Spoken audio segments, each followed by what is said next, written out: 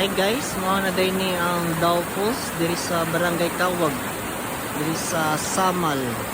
Mga din itong nag-trending guys na sapak. Tinaw kayo. Nag-blue pa diyo. Mga na diya ang sa ubos.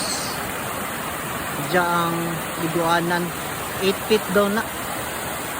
Natong guide na mo. Pinakayang tubig. Ubos ko dahil ni sa Unit Falls na sapa.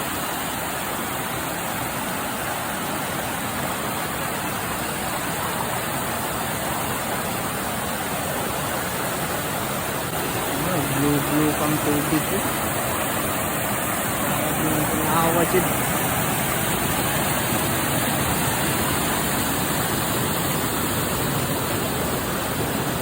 Kung nagitawag Daw Falls kay naay kahoy dyan sa Daw.